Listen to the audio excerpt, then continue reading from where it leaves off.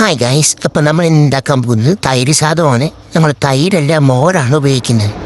നിങ്ങൾക്ക് തൈര് ഉപയോഗിക്കണം നിർബന്ധമുണ്ടെങ്കിൽ തൈര് ഉപയോഗിക്കാം, പക്ഷെ മോര് ഉപയോഗിച്ചിട്ടും ഉണ്ടാക്കും.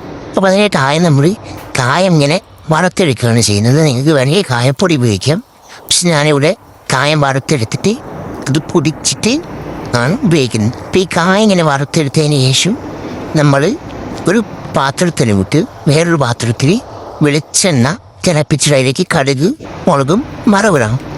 ഈ വറവിട്ടതിലേക്ക് നന്നായിട്ട് വെന്ത നല്ല കുഴഞ്ഞിരിക്കുന്ന ചോറ് വേണം ഉപയോഗിക്കാനായിട്ട്. അത് നമ്മുടെ ഏറ്റവും നല്ലത് പച്ചരിയോ റേഷൻ അരിയോ ഒക്കെ ഉപയോഗിക്കുന്നതായിരിക്കും നല്ലത്. നന്നായിട്ട് കുഴഞ്ഞു കിട്ടുന്ന സാധാരണയുള്ള കുത്തരി ചോറൊന്നും ഉപയോഗിക്കരുത്. അപ്പോൾ ടേസ്റ്റ് വ്യത്യാസം വരും.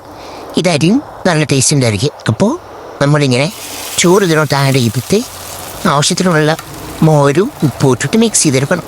അപ്പോൾ നമ്മൾ മോര് ഉപയോഗിക്കുമ്പോൾ പുളി കുറവുള്ള മോര് വേണം ഉപയോഗിക്കാനായിട്ട്, അല്ലെങ്കിൽ അത് ടേസ്റ്റിന് വ്യത്യാസം വേണം, കഴിക്കാൻ ബുദ്ധിമുട്ടായിരിക്കും. അപ്പോൾ പുളി കുറവുള്ള മോര് ഉപയോഗിച്ച് നന്നായിട്ട് മിക്സ് ചെയ്തെടുത്ത് അവസാനം കായപ്പൊടിയും ആഡ് ചെയ്തിട്ട് നല്ലോണം മിക്സ് ചെയ്ത് സെർവ് ചെയ്ത് കഴിഞ്ഞാൽ നമ്മളെ മോര് കൊണ്ടുള്ള തൈര് സാധം റെഡിയാണ്.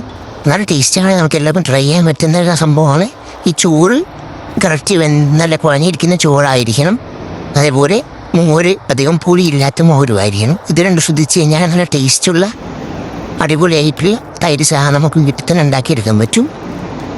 പിള്ളേർക്കൊക്കെ ഭയങ്കരമായിട്ട് ഇഷ്ടപ്പെടും. ഒരു അച്ചാറോ ഉണ്ടെങ്കിൽ നമ്മൾ സുഖമായിട്ട് ഒരു നേരം അമ്പഴം കുത്തി കഴിക്കാം. അപ്പോൾ എല്ലാവരെയും ട്രൈ ചെയ്യുക. Thank you.